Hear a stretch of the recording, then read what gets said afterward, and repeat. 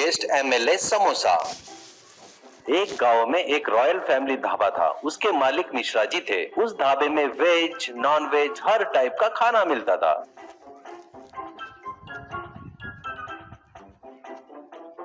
और वो मिश्रा जी की पत्नी बनाती थी। उनके हाथों का स्वाद इतना बढ़िया था, ऐसा हर कोई कहता था। इसलिए वहां खाने के लिए बहुत सारे लोग आते थे। मिश्रा जी का परिवार भगवान में आस्था थोड़ा ज्यादा ही रखता था। वे गणपति बाप्पा की पूजा किए बगैर रोज अपना काम शुरू नहीं करते थे। अगर उनके यहाँ कोई पंडित या जोशी लोग आते थे तो उनका आदर सत्कार करके ही भेजते थे। मिश्रा जी के लड़के का नाम था धर्म। वो शहर में पढ़ाई करता था। वो बहुत ही धैर्यवान के साथ साथ बहुत बुद्धिमान भी था।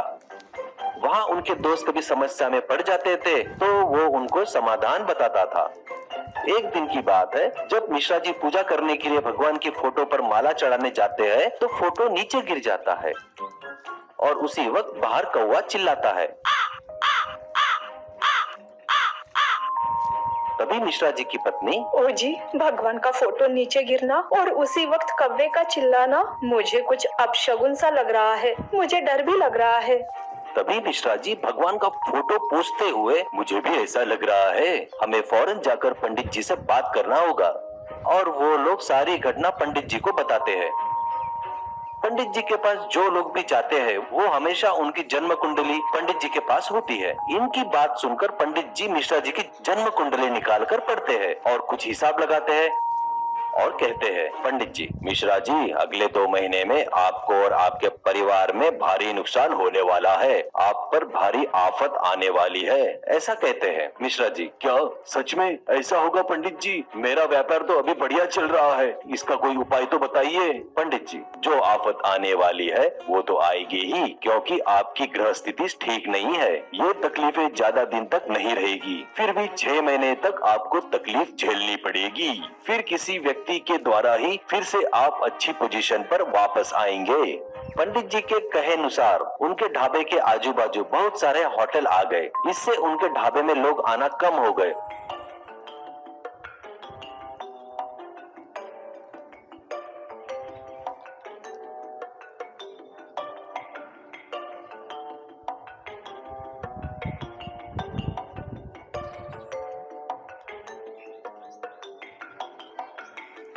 कम हो गए मतलब किसी किसी दिन तो एक ग्राहक भी नहीं आता था। ये देख मिश्रा जी, अरे यार, पंडित जी बोले थे वो बुरे दिन शुरू हो गए हैं लगता है, अब हम कुछ नहीं कर सकते, ऐसा अपनी पत्नी से कहता है। ऐसा रोज ढाबा खोलकर बैठते थे ग्राहक के इंतजार में, पर एक ग्राहक भी नहीं आता था।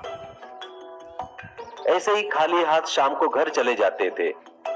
ऐसे ही 6 महीने बीत गए।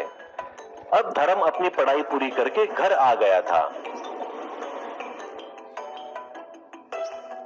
धर्म, पिताजी, इतना कुछ हो गया पर आपने एक बात भी नहीं बताया मुझे। बताते तो कुछ सलाह तो देता था मैं। माँ, बेटा, ये सब भगवान की लीला है, हम कुछ नहीं कर सकते। धर्म, माँ, सब कुछ भगवान के भरोसे छोड़ेंगे तो कैसा चलेगा? हम थोड़ा प्रयास करेंगे तो थोड़ा भगवान भी हमें शक्ति देगा और हमें ऐसी परिस्थिति से बाहर निकालेगा।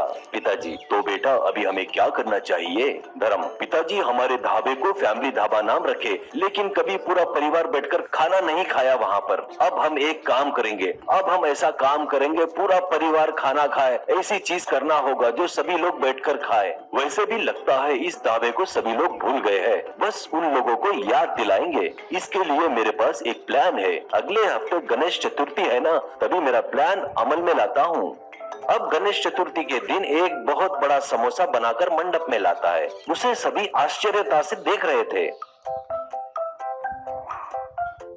मिश्रा जी वो समोसा गणेश जी को समर्पित करते हैं। उस समोसे की बोली लगती है। एक आदमी वो समोसा 50,000 रुपए में खरीदता है। फिर वो समोसा वहाँ आए भक्तजन सभी खाते हैं और सभी समोसे के टेस्ट पर फिदा हो जाते हैं। तब से वहाँ आए लोग मिश्रा जी के ढाबे के बारे में और उनके बड़े समोसे के बारे में बात करते हैं। फिर से लोग ढाबे में आने लगते हैं। कुछ फैमिली भी आने लगती है। वहाँ उन्हें बड़ा समोसा, बड़ा डोसा,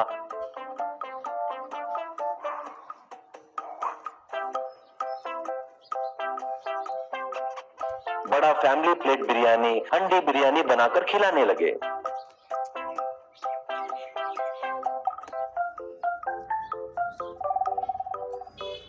खाकर लोग तारीफ करने लगे। तब से वो लोग काफी बिजी हो गए।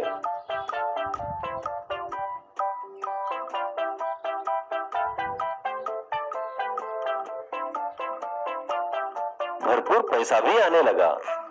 कुछ दिन बाद धर्म को एक बड़े कंपनी में जॉब मिलती है और वो जाने के लिए निकलते वक्त मिश्रा जी, बेटा हमें पंडित जी ने बताया था तुम्हारे बुरे वक्त पर एक व्यक्ति काम आएगा और इन बुरी परिस्थितियों से तुम्हें बाहर निकालेगा, ऐसा बोले मुझे। बेटा तुम वही व्यक्ति हो। धर्म, ठीक है पिताजी, आप जैसा सोचो वैसा, पर मैंने एक बेटे के नाते मेरा फर्ज पूरा किया है। पिताजी ड्यूटी पर जा रहा हूँ, आशीर्वाद दीजिए। ऐसा करके उनका आशीर्वाद लेता है